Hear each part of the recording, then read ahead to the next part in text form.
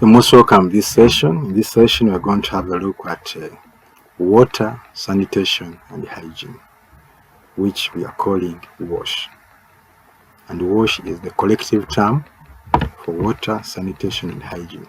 It's a common term that we'll be finding a lot in the field, in our communities, and several projects are conducted and are in progress under water, sanitation, and hygiene. You need to appreciate the statistics of this water, sanitation, and hygiene, which seems to be a simple matter, but not simplistic. Today, in the whole world, there is 1 in 3 people who lack safe drinking water. The question comes to you, in the pillar, are you having safe drinking water in your community where you stay? Over half of the global population lacks safe sanitation. What about at your place? Are you one of those ones who are inclusive in the over half of the global population that lack safe sanitation? 50 liters of water per person per day are needed. In the pillar, do you have that mark? Do you have the 50 liters of water per person per day? That is a problem in the whole world. 2 out of 5 people in the whole world lack basic hand washing facilities at home. The question is, do you have the hand washing facilities at home? And if you have, what have you done to help others that do not have those facilities at their homes?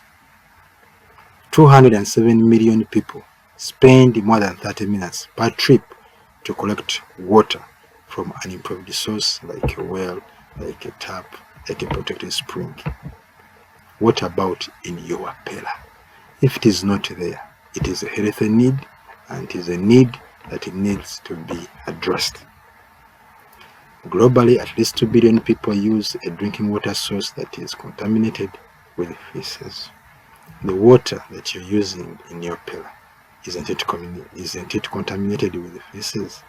Do you have a place where you put in your feces, where you dispose them off, or you contaminate the water for your consumption and also for the animals? And therefore, that then brings us to the importance of WASH. Why is WASH important?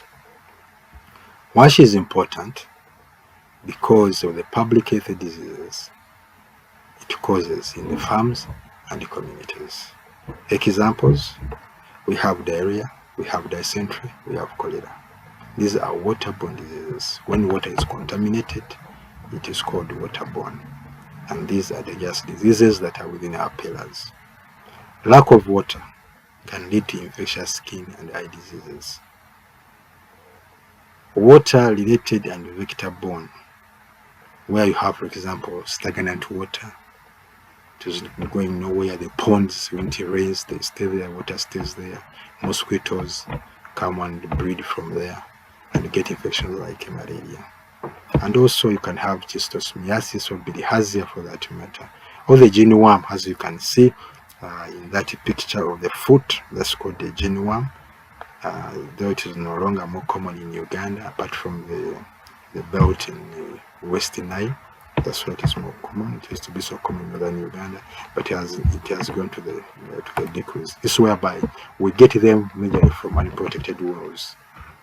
You go to the unprotected wells, bare feet, no shoes, no gumboots, and then it enters into your skin. And all those ones become because of poor hygiene. All these ones are examples of diseases that you can get. For example, you can see the worm in that foot. It's quite long, and this one, when you're pulling it, you're not supposed to pull it at once because it will break it down and then cause more toxins and can even kill a human being. So you apply Vaseline, and then you get maybe a stick, you get a stick, then you roll it, and then you pull it slowly by slowly to come out. And you can also see the skin in those pictures.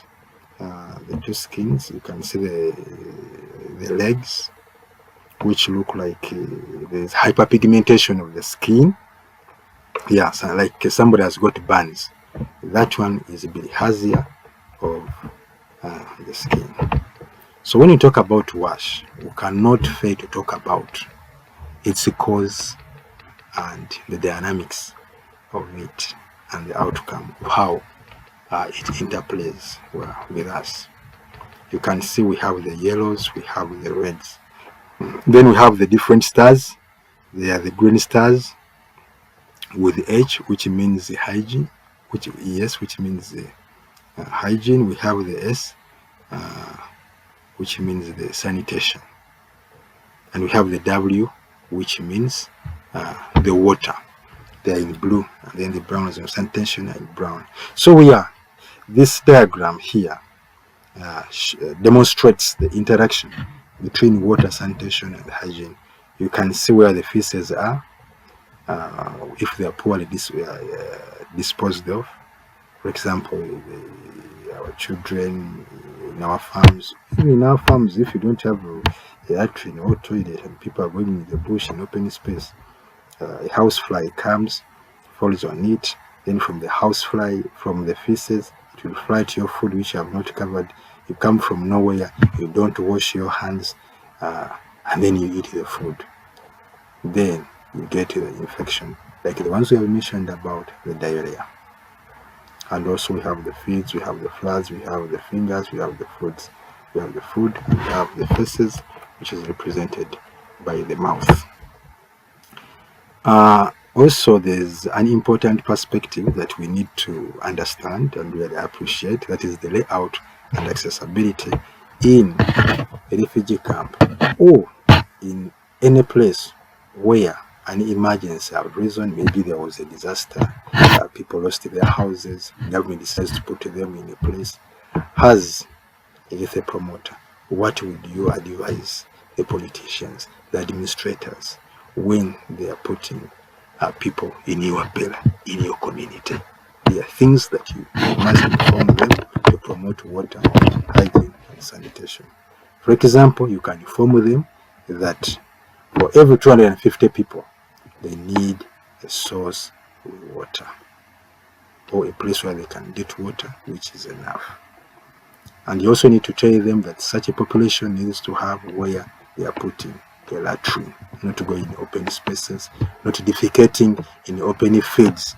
And you recommend a distance of 50 meters from where the majority of people are living. And also the maximum distance from any shelter to the nearest water point should be around 500 meters, where those people will be brought together. And also another important factor that you should not forget is the garbage. Wherever there are people who are consuming, expect to have waste materials. And if they have the waste materials, where do you put it? You must have a garbage where you're putting it. And the recommendations we are giving as the promoters, we say 100 meters is recommended. From these diagrams, you can see a lady is doing hand washing after using the latrine. In that way, it's preventing from getting infections. You can see another lady who has collected water and has stored it safely in a pot. Also has a cup specifically for using that pot. Not every cup dipping it here, but a specific one. And also, you can see a well-built latrine for safe disposal of feces, not going to the open spaces. Thank you so much.